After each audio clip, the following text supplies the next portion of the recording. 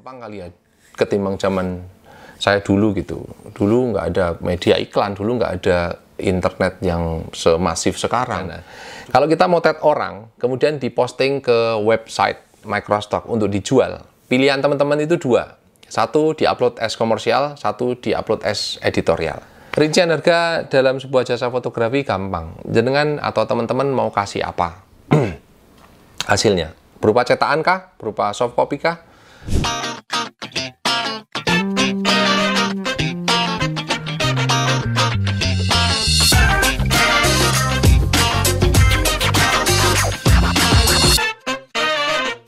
Next dari Helmi Yahya. Wih, Helmi Yahya.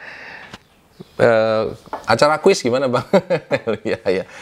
Oke, Mas Helmi Yahya. Bang, cara personal branding buat fotografer pemula. Gampang aja, teman-teman menyusun portfolio di sosmedmu. Sebagus-bagusnya, serapi-rapinya, sebanyak-banyaknya, itu sudah cukup. Orang akan mengenal bagaimana Anda motret, orang akan mengenal Anda bagaimana berkomunikasi, merespon foto itu diposting, dan seterusnya. Semudah itu. Maka, teman-teman punya sosmed, gunakan dengan baik, gunakan dengan positif, jangan bergibah gitu. Next, Nahar Abdur Roshid. Dalam perjalanan terjun di bisnis fotografi, proyek apa yang paling berkesan buat Mas Munir? Kayaknya udah saya jawab di webinar kemarin ya. Yang berkesan adalah beberapa pekerjaan fotografi yang justru saya nggak bisa. Saya nggak bisa, tapi proyeknya akhirnya tembus gitu. Nah, caranya gimana? Caranya ya, kita nggak bisa melakukan sesuatu. Maka caranya adalah kita cari orang yang bisa. Jadi, yang kita lakukan apa? Yang kita lakukan adalah memanajeri pekerjaan gitu. Menjembatani pekerjaan, memastikan kemauannya klien apa, sampai ke orang yang bisa melakukannya dan terwujud seperti apa. Jadi itu cukup berkesan buat saya. Beberapa di antaranya proyek di bandara, proyek ada film animasi, ada beberapa lagi yang saya murni sama sekali saya nggak ngerti gitu. Saya sendiri nggak megang pekerjaannya, tapi dibantu sama teman-teman akhirnya bisa jalan gitu ya. Next, bagaimana cara membuat portfolio untuk GF yang baru merintis? Ya GF, FG kali ya, fotografer. GF girlfriend dong, GF. Bagaimana cara membuat portfolio untuk fotografer yang baru merintis? Pakai sosmed Anda, Instagram, Facebook, Twitter itu paling efektif sekarang. Sekarang ada TikTok juga kan. TikTok cukup efektif buat bikin portfolio, gampang. Bikin reel gampang, semuanya gampang.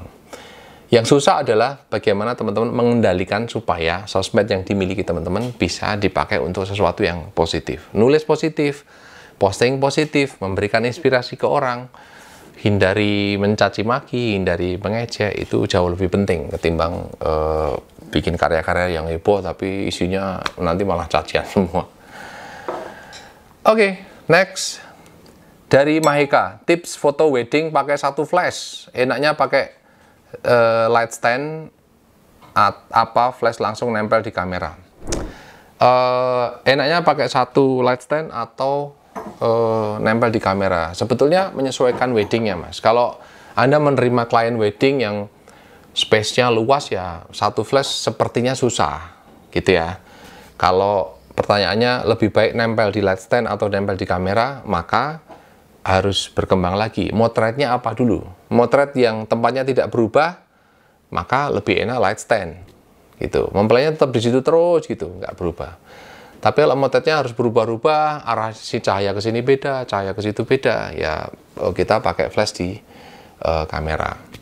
Idealnya bagaimana? Idealnya pakai kamera yang sebetulnya flash ini lebih ke membantu lighting. Biasanya orang pakai cahaya tambahan itu karena low light-nya nggak mampu, kemudian kebetulan lensanya tidak bisa bukaan lebar gitu ya. Jadi nggak ada salahnya pakai kamera yang bisa noise tinggi tapi bisa ISO tinggi tapi nggak noise gitu. Kayak saya pakai Canon promosi. Enggak lah, pakai Canon udah paling benar. Pakai kamera lain juga benar, tapi Anda harus hati-hati dengan noise tinggi, itu ya. Anwarul Hadi, cara menyemangatin diri untuk terus kompeten gimana Om? Cara Anda harus jadi cheerleader gitu, sorak-sorak sendiri di kamar biar semangat. Caranya gini, kalau saatnya capek, nggak apa-apa capek, aku nggak semangat nih motret. Ya memang manusia ditakdirkan untuk ada kalanya capek gitu, nggak usah berusaha menyemangati diri gitu. Supaya fotografi Anda nggak membosankan, selalu bikin challenge baru. Kira-kira besok motret apa ya? Kalau bisa yang lebih bagus dari hari ini. Besok motret apa ya? Yang harus lebih baik dari hari ini. Hari ini fotonya harus lebih menarik dari hari kemarin. Maka kehidupan fotografi teman-teman menjadi akan lebih menarik. Kalau perlu coba hal baru gitu. Saya nggak pernah motret makro, cobain makro. Saya nggak pernah motret landscape, cobain landscape. Saya nggak pernah motret untuk human interest, coba ini human interest. Apakah langsung motret? Enggak juga. Kadang ikut komunitasnya, ikut hunting rame-rame, itu cukup membuat refreshment gitu ya. Sehingga kita nggak bosen gitu. Itu yang disebut menyemangati diri mungkin. Maksudnya Mas Anwarul Hadi. Next, Mas Ahmad Sidik Riza. After sales yang bisa kita berikan ke customer apa ya Mas? Oke. Customernya apa dulu? Misal, yang paling gampang wedding, teman-teman bisa menemui klien, ketemu klien wedding. After sale-nya seperti apa? Saya sering bertanya, teman-teman berapa yang menyimpan gitu, menyimpan database kliennya, tanggal weddingnya, tanggal lahirnya misalnya, maka di after sale-nya termasuk ucapan anniversary, itu sudah mengingatkan. Kita soft selling sih. Selamat ulang tahun pernikahan yang ke-1 ya Mas Mbak gitu. Kita mungkin setahun yang lalu motret dia, maka mereka akan seneng. Kalau saatnya mereka mungkin punya momongan atau hamil segala macam, Mas bisa motret pregnancy nggak? Bisa motret misalnya balita nggak? Dan seterusnya. Jadi kita akan terikat terus ke klien. After sale-nya kayak gitu ya. Nanti detailnya after sale banyak ada di masterclass tanggal 8 Februari 2023 di Amazing Academy. Simak terus di Instagramnya, gitu ya. Muhammad Riz Muhtarom, Bang, cara menghadapi klien foto yang mau membeli karya kita. Maaf, OOT. Enggak OOT. Cara menghadapi klien foto yang mau membeli foto karya kita. Loh, justru harusnya seneng dong, gitu. Kita ketemu orang yang mau beli karya kita. Maka yang kita lakukan tinggal kita ngasih harga berapa, kan gitu ya. Tapi saya bingung nih, ngasih harga berapa? Gampang. Tanya lagi ke dia, budgetnya berapa? Budget masuk, lanjut. Budget nggak masuk, stop. Semudah itu, gitu. Tinggal disusun kesepakatannya kayak apa, surat perjanjian seperti apa. Detail surat perjanjiannya ada di masterclass Amazing Academy. Vivi Yusman, bagaimana cara kita bisa pede apa yang sudah kita ambil untuk ngetik foto, video, kok rasanya jelek aja gitu. Itulah gunanya kita berkomunitas, itulah gunanya kita punya sosmed, sehingga terkadang apa yang menurut kacamata kita jelek, menurut orang lain belum tentu. Kadang kita motret itu malah kita nggak suka loh, tapi klien kita seneng, gitu ya. Nah inilah yang bikin kita jadi pede, orang lain seneng loh, aku nggak seneng foto ini kok orang lain seneng, kenapa ya? Nah itu yang membuat kita punya challenge, kita punya tantangan baru supaya hasil foto kita menjadi lebih ngerti besok, oh ya saya kayaknya motret kayak gini disukai klien. Saya masukkan sentuhan saya sendiri, stylenya begini, kira-kira klien seneng apa enggak? Kira-kira temanku seneng apa enggak? Nggak usah ngomongin klien dulu, kira-kira followerku di Instagram, di Facebook ini seneng apa enggak? Semudah itu. Biar lebih pede lagi, ikut hunting, ikut kumpul, ikut komunitas, itu akan membuat kita makin pede dengan hasil foto yang kita punya. Oh ya, tambahan lagi, ikut lomba. Lomba adalah salah satu parameter supaya teman-teman ngetes kemampuan foto itu seperti apa sih. Kalau menang, syukur. Kalau nggak menang, nggak apa-apa. Kita menjadi ngerti, oh ya, lomba seperti ini ternyata yang menang kayak gitu. Jadi kita bisa menakar foto kita sendiri akan seperti apa. Bang, mekanisme dalam fotografi arsitektur, alur kerjanya kayak apa? Alur kerjanya. Sebetulnya apapun fotonya, kita ngikut klien. Kliennya akan pengen foto seperti apa. Motret arsitektur, kalau saya boleh menyebut, butuh lensa-lensa khusus, lensa tilt shift misalnya. Kemudian dia butuh ketajaman luas, berarti Anda harus butuh tripod yang kuat. Sesimpel itu sih ya. Jadi kalau motret arsitektur, teman-teman pasti salah satunya membutuhkan lensa untuk tilt shift lens namanya. Nanti silakan googling tilt shift TS, lensa TS seperti apa, tilt shift. Lensa ini berfungsi untuk mengurangi distorsi, gitu ya. Jadi lensanya bisa ditekuk-tekuk. Kalau hasil foto JPEG bisa buat billboard nggak? Jawabannya bisa. Sekarang JPEG juga mutakhir gitu. Zaman 2004-2005 saya motret billboard 7 kali 13 meter juga pakai kamera digital yang cuman megapikselnya di bawah 10, dan itu bisa. Pertanyaan berikutnya, Zul Ilham. Bagaimana menyikapi teman yang selalu minta harga teman di bawah harga standar? Kalau nggak dikasih ntar malah nggak enak, Mas.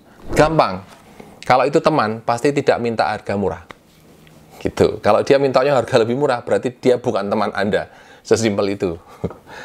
Ahmad Rizkon, haruskah menyodorkan price list jasa foto ke klien? Mengingat klien beda-beda, kelas, ekonomi, dan sebagainya.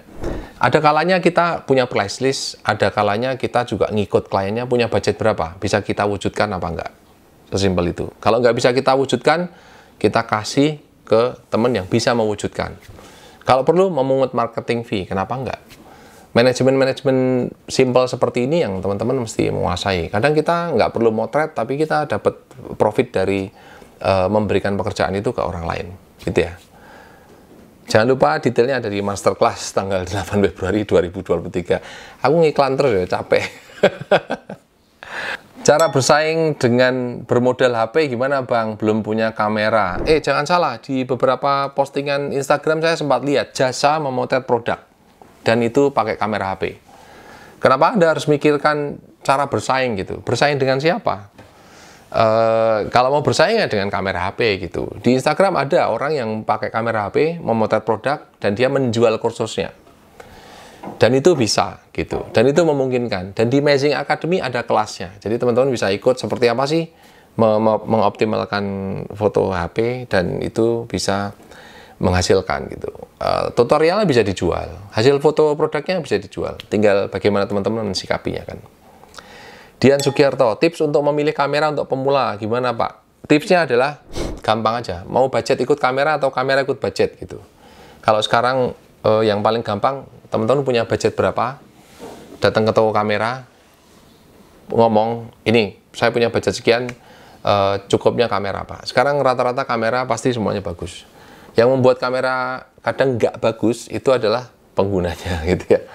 Apakah kamera yang mahal pasti menghasilkan foto yang pasti bagus? Belum tentu. Tergantung siapa yang pakai dulu kan gitu.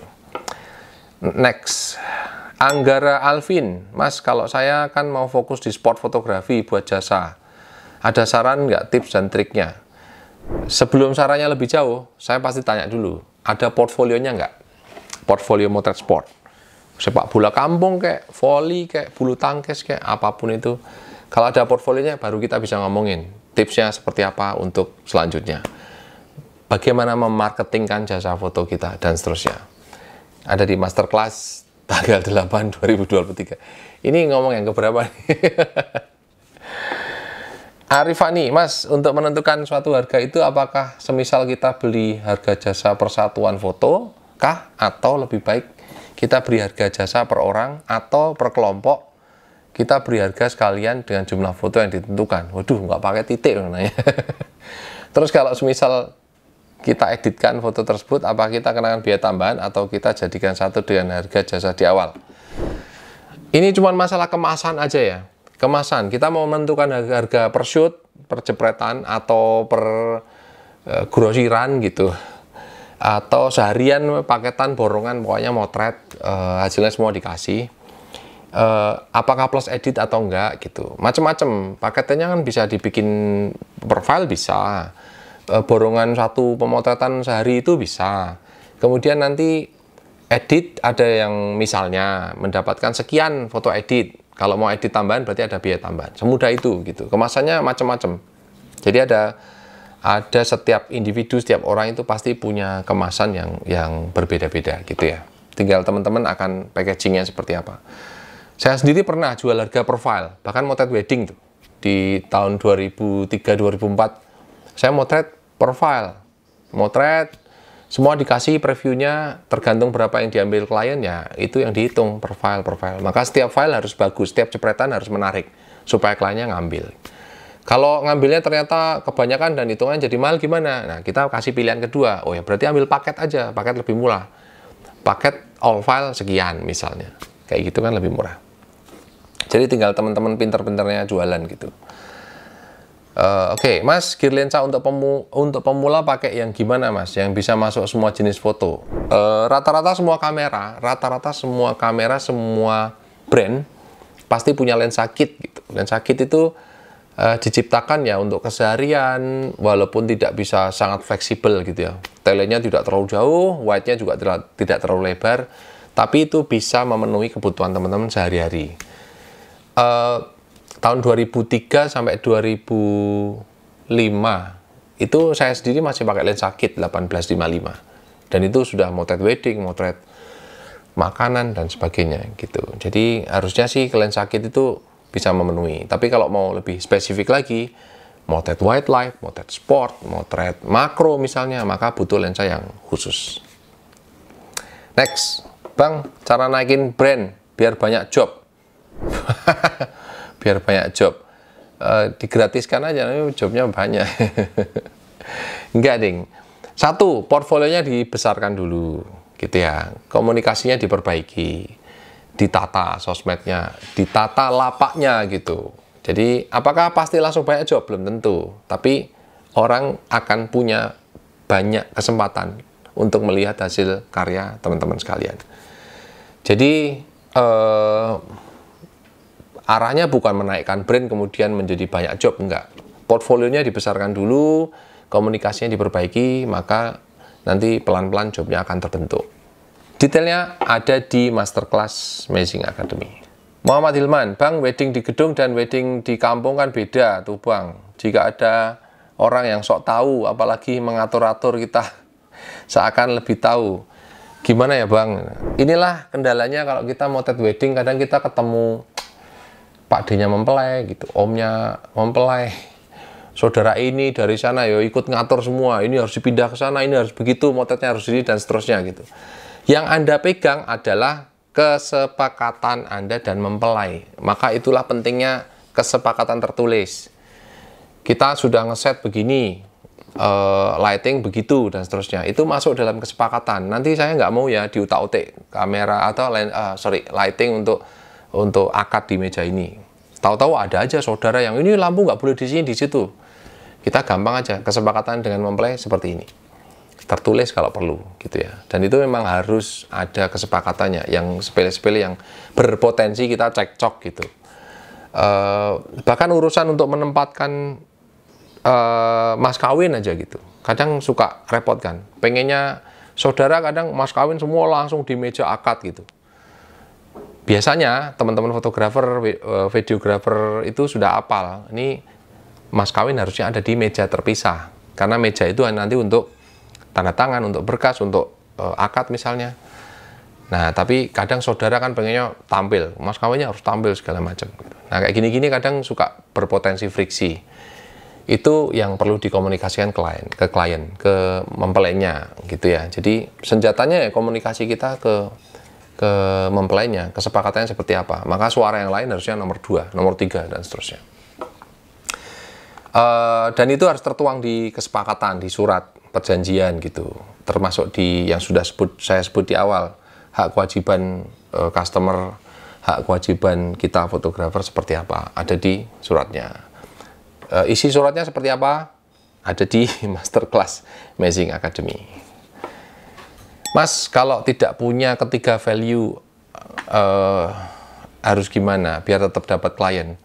Oh ya, 3 value itu kemarin sudah saya sebut di Zoom-nya Mazing Academy. Kalau nggak punya 3 value, biar tetap dapat klien gimana?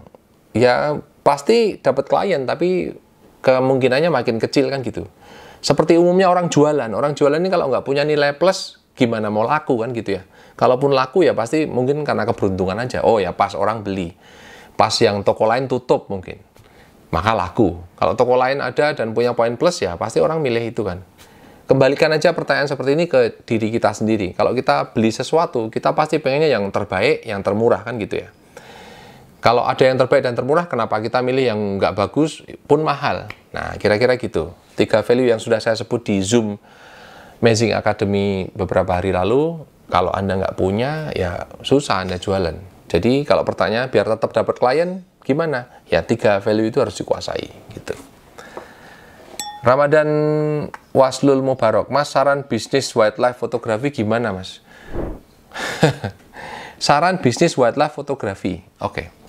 Yang paling gampang sebetulnya market apapun genre fotonya, Anda bisa ke stok foto. Udah, jawabannya sesimpel itu. Jadi kalau Anda dapat klien untuk motret wildlife, masuk ke hutan segala macam, ya tergantung portfolio yang Anda bikin dulu. Bisa nggak dipercaya untuk motret wildlife gitu. Muhammad Rizky Maulana, cara mencari identitas atau ciri khas dari brand foto kita gimana ya Pak? Soalnya saya masih bingung menentukan ciri khas fotografi agar bisa menambah nilai jual. Nggak usah pusing ciri khasnya seperti apa. Bikin aja jasa foto Anda lebih cepat sama lebih bagus gitu ketimbang orang lain. Nanti ciri khasnya pelan-pelan muncul. Kita mau nyari ciri khas seperti apa? Apakah kalau kita punya ciri khas pasti langsung laku? Belum tentu juga kan. Jadi seperti di awal saya bilang, kita jualan itu laku karena 3 hal. 1 lebih murah, 2 lebih bagus, 3 lebih baik. Selama ini orang melupakan lebih baik dan lebih cepat. Makanya jor-jorannya pasti soal harga gitu ya. Nggak usah ngomongin ciri khasnya seperti apa, nanti kebentuk sendiri. Konsentrasi aja, bisa nggak kita bikin lebih bagus dari orang? Mas, saya nggak bisa bikin lebih bagus. Lebih sama lah bisa gitu. Ya, maka harus bikin lebih cepat. Orang motret hasil fotonya seminggu, Anda bikin 5 hari. Orang bisa bikin 5 hari, ya Anda 2 hari gitu. Anda bisa bikin, orang lain bisa bikin 2 hari, Anda sehari. Kalau perlu, hari H langsung serahin filenya, kenapa enggak gitu. Kita selalu punya poin plus kalau mau ngulik. Dari Leni, bagaimana peluang jualan foto Shutterstock dan seterusnya, bagaimana caranya? Oke, peluangnya ada, besar, dan masih terus berlanjut sampai sekarang. Cara jualannya gimana? Linknya nanti ada di caption, silakan disimak. Ihsan, Tegal, Jawa Tengah. Ketika sedang dokumentasi acara kegiatan, contoh seperti event, kegiatan kampus, utamakan F atau SS, shutter speed maksudnya. Ini pertanyaannya agak ambigu. Utamakan F atau shutter speed? Tergantung hasilnya seperti apa. Anda harus memahami beda F lebar dan F sempit itu apa. Beda shutter speed lambat dan cepat itu seperti apa. Maka itu menjawab seperti apa foto yang mau Anda hasilkan gitu. Sehingga konsentrasinya mau ke F atau shutter speednya gitu. Gitu ya. Rafli Maulana, apakah kamera analog masih banyak peminatnya di zaman sekarang? Loh, masih. Justru sekarang kamera analog itu menjadi paket tambahan di foto-foto wedding. Misalnya saya motret wedding gitu, saya nawari kliennya, mau nggak dipotret lagi pakai kamera analog? Saya masih nyimpen kamera analog nih, tuh Canon P, Canon 7, yang ini Canon 7, yang ini Canon P. Saya masih nyimpen semua, dan ini masih saya pakai untuk motret. Masih laku nggak? Masih. Beberapa paketan wedding itu ada mempelai yang pengen dipotret dengan roll film analog gitu. Jadi kalau teman-teman motret digital, jalan tetap. Ada paketan tambahan nih, dipotret pakai roll analog gitu. Harganya kadang menjadi lebih mahal ketimbang pakai digitalnya. Dan masih.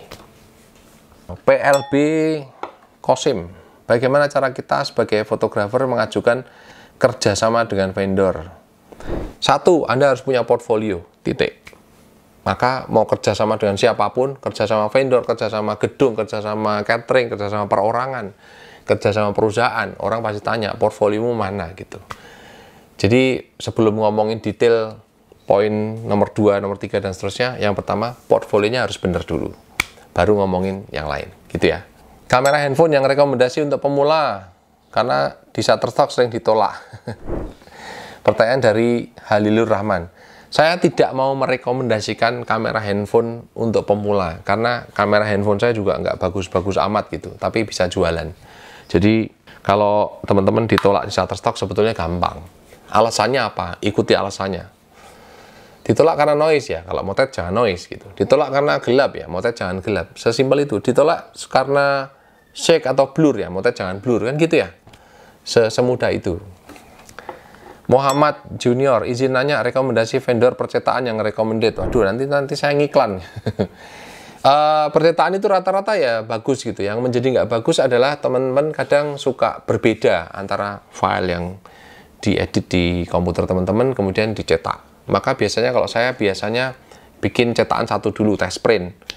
Kalau udah oke ya berarti standarnya udah oke, apa yang saya edit dan apa yang saya cetak gitu ya. Rata-rata kalau percetakan sekarang bagus lah.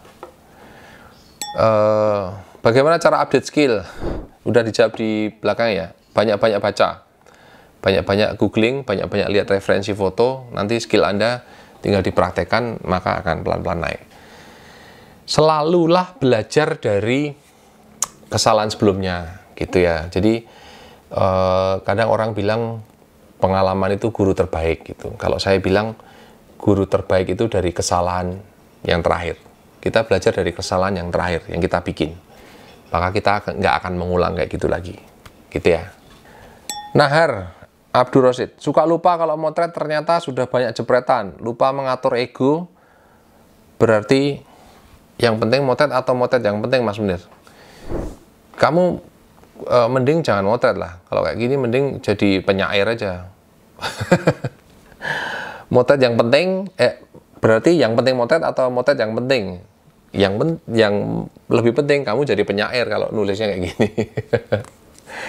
Jadi gini loh, kalau motret itu Anda mestinya kalau kalimatnya tadi suka lupa, motret sudah banyak jepretan, lupa ngatur ego. Ego kok diatur-atur gitu. Kalau motret saya dibawa seneng aja. Apa yang menurut saya bagus, menarik, ya saya potret gitu. Nggak ada ego-egoan. Menurut saya kok malah ribet ya, ego dimasukkan segala macam. Motret itu dibawa seneng aja lah. Yang penting motret atau yang penting motret atau motret yang penting. Motret yang Anda seneng, itu yang jauh lebih penting gitu ya. Kalau arahnya ke komersial, berarti motret yang klien seneng. Oke. Kalau Anda sudah bisa menjadi fotografer yang pintar berbisnis, maka Anda bisa motret yang Anda senengi, di mana klien juga seneng. Sesimpel itu. Pertanyaan dari Eling Jagat Foto. Jika nanti setelah ikut masterclass, apakah nanti bisa belajar dan tatap muka langsung dengan Mas Munir? Waduh, wah nggak usah ikut masterclass. Kalau mau tatap muka ke saya ya monggo aja gitu ya. Saya sudah nyebut kemarin, saya sering hunting ke pasar tradisional, saya sering kemana aja. Kalau teman-teman ketemu saya, silakan ditegur, disapa. Saya dengan senang hati pasti akan ngobrol gitu ya. Muhammad Abdillah, sering upload Shutterstock tapi nggak pernah di-download orang. Ada tips dan trik nggak, Mas? Saya mesti tanya dulu, sudah upload berapa? Kalau uploadnya masih di bawah 1000, mungkin belum jadi parameter itu akan bisa di-download atau enggak. Artinya teman-teman belum nemu niche-nya, belum nemu foto yang layak jual itu seperti apa. Atau mungkin fotonya sudah layak jual, tapi keyword-nya yang tidak bisa menemukan foto itu. Gitu. Nanti next-nya ada di Masterclass Maging Academy. Vivi Yusman, kapan masterclass-nya? Oke, masterclass-nya tanggal 8 Februari 2023. Simak terus di Instagramnya Maging Academy. Mas Muhammad Riz Muhtarom, ilmunya daging banget. Oke, ini malah nggak cuma daging, usus-usus jeruannya semua ada di situ. Dari Erudit Victor Peronatoria, kakak mengawali bisnis fotografi, apakah perlu studio? Gitu. Enggak lah, mengawali bisnis fotografi itu Anda perlu kamera. Apakah perlu kamera milik sendiri? Enggak juga. Anda bisa ngerental. Sesimpel itu. Apakah bisnis pasti, kenapa sih bisnis fotografi pasti selalu identik dengan studio gitu? Studio kalau perlu nyewa gitu kan. Kalau saya perlu studio pun saya nyewa, nggak pakai studio saya sendiri. Studio saya kecil gitu. Jadi kalau untuk pemotretan yang raksasa pasti nggak bisa. Jadi pasti saya nyewa. Pertanyaan dari Mas Bima Andrian. Mas, apakah sampean moto wedding juga nggak, Mas? Saya motret juga. Saya motret wedding masih. Dulu sering. Sekarang agak campur-campur gitu ya. Motret iklan iya, motret bikin video iya. Arya Duta Santosa, sebagai hobi fotografi tapi mau menjadi freelance. Terkendala pada portfolio, misal foto produk wedding. Bagaimana cara mencari portfolio dari nol? Kalau foto produk, apa kita bisa random foto produk apa saja dengan proper dan menjadikan portfolio itu bisa? Nah, yang harus tadi saya banyak menyebut tentang portfolio gitu. keluhan dari Mas Arya Duta adalah bagaimana cara mencari portfolio dari nol. Pasti kita atau teman-teman pasti punya teman yang nikah, tetangga nikah. Kenapa nggak ada potret? Itu sudah jadi portfolio kan? Tapi kan nggak dapat bayaran. Nah, kita nyusun portfolio apakah langsung dapat bayaran? Kan nggak juga gitu. Kita hitung-hitung motretin tetangga, saudara, wedding, kita ngasih kado, sudah bagus. Terus hasil fotonya bisa buat portfolio. Produk, apakah foto produk? Nah, di rumah, tadi pertanyaannya, kalau foto produk, apakah bisa random? Foto produk apa saja? Kenapa enggak? Anda beli snack di supermarket gitu, Anda potret. Anda beli piring, gelas, benda-benda, buku, segala macam, Anda potret. Sudah jadi portfolio. Semudah itu loh bikin portfolio. Yang menjadi salah itu biasanya pemahaman bahwa portfolio itu harus tercipta dari klien yang memberikan pekerjaan ke Anda, kemudian itu jadi portfolio. Itu yang salah. Portfolio tidak harus pemberian klien. Portfolio kita bisa motret sendiri, dan itu menjadi hasil jepretannya kita. Gitu. Pertanyaan dari Ayu Wida Sundari, kelebihan dan kekurangan mempelajari banyak genre fotografi. Kalau saya sih melihatnya lebih ke banyak kelebihannya. Kelebihannya, apakah kita pasti harus expert di semua genre? Pasti enggak, karena waktu, tenaga, pikiran enggak memungkinkan, gitu ya. Tapi yang menjadi kelebihannya adalah kita menjadi banyak tahu banyak genre itu, sehingga kalau kita mau ambil pekerjaan dan kita harus mendelegasikan ke orang lain, kita tahu step-stepnya seperti apa. Kita menjadi ngerti kliennya akan kemauan seperti apa. Mungkin saya nggak ngerti tentang underwater, gitu ya, tapi saya mempelajari underwater fotografi. Jadi ketika mendapatkan klien yang pengen underwater fotografi, saya bisa menyampaikan beberapa hal tentang underwater fotografi ke fotografer underwater yang jauh lebih expert. Saya bisa menerima apa kemauannya klien, saya bisa mendeliver ke fotografer underwater, sehingga pekerjaannya bisa tercipta. Kira-kira seperti itu. Rahmat Effendi, apa gear itu memang harus upgrade? Ada klien yang lihat kita alasan melihat portfolio pas hari H, dan di lapangan malah klien nanya gear masih under. Nah, inilah kenapa komunikasi ke klien itu penting jauh sebelum pemotretan dimulai. Saya mesti cerita, alatnya saya pakai ini, hasilnya seperti ini.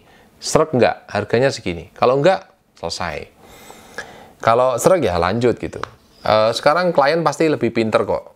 Dia pokoknya nggak mau tahu alatnya seperti apa, yang penting hasilnya seperti itu. Yang penting hasilnya seperti sesuai yang dia mau. Sesimpel itu. Ita Haryaning Tias, boleh lihat portfolio Mas Munir dalam bentuk PDF untuk referensi saya jual jasa. Loh, silakan lihat di Instagram saya ada. Di link Shutterstock saya, portfolio saya nanti saya sertakan di kolom komen gitu, kolom caption gitu ya. Nggak usah PDF, langsung ada file JPEG-nya kalau mau dilihat. Agar bisa masuk pasar yang lebih tinggi gimana? Pertanyaan Idris Ibnu Cahyadi. Agar bisa masuk pasar yang lebih tinggi, maka portfolio Anda harus meningkat. Hasil fotonya meningkat. Jangan gitu-gitu aja gitu ya. Samsung, pertanyaan dari Samsung. Kalau ikut lomba foto, kira-kira gimana caranya kita membedah tema lomba dan memutuskan untuk memotret A, B, C? Satu, ikut lomba foto itu, satu, cermati temanya. Temanya harus sesuai gitu ya. Caranya gimana supaya kita lebih sensitif ke tema? Banyak-banyak lihat foto orang, banyak-banyak lihat hasil juara lomba foto. Di situ Anda bisa ngelihat.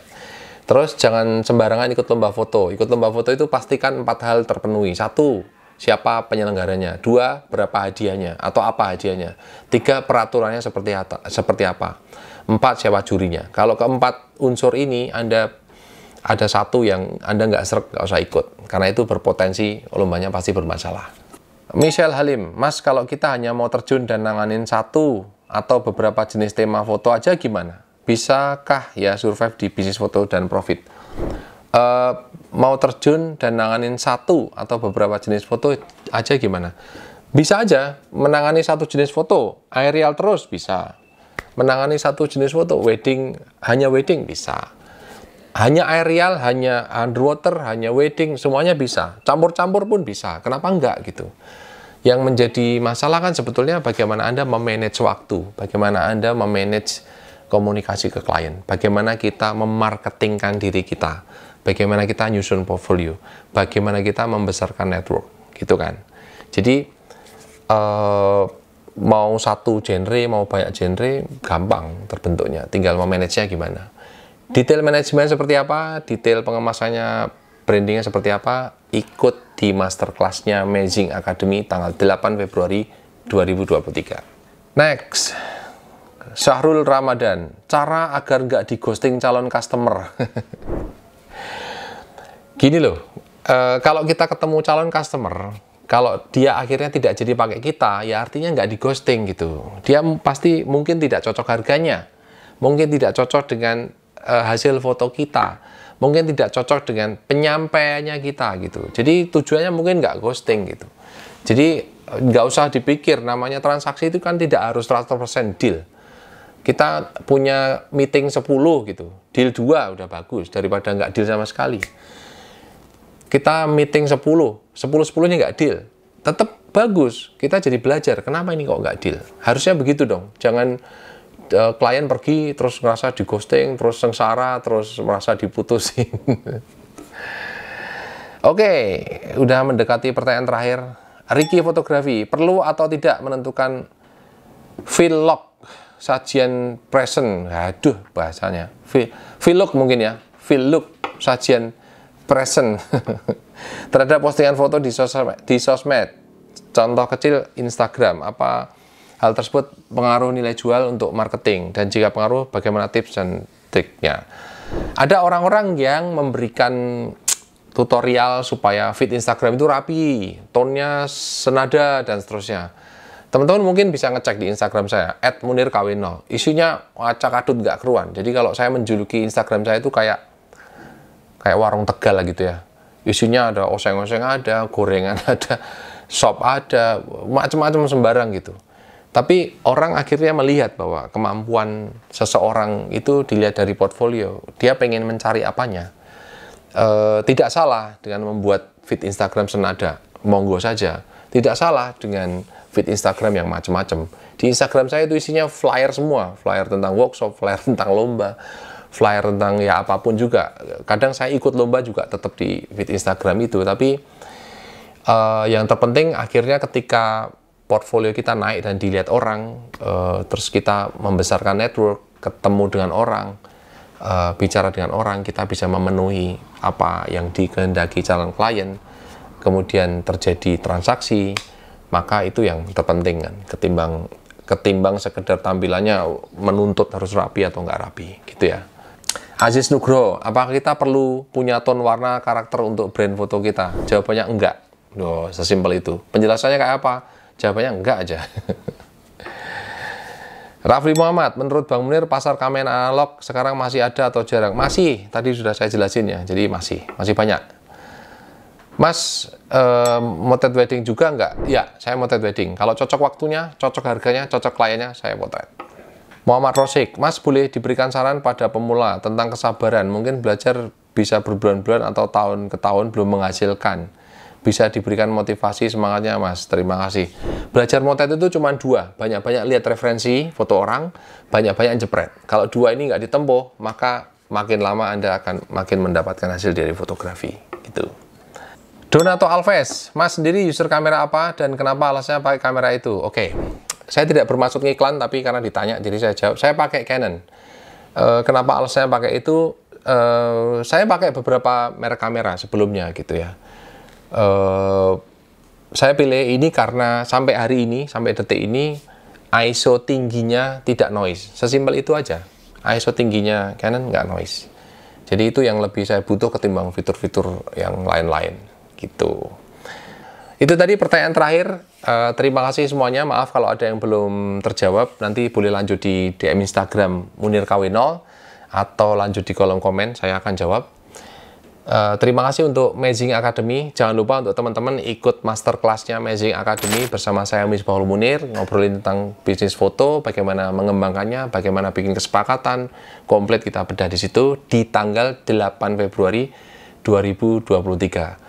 Terima kasih untuk Canon Indonesia, terima kasih untuk Telkom IndiHome, dan thanks to Lensgo International. Thank you for introduce me this sophisticated Lensgo.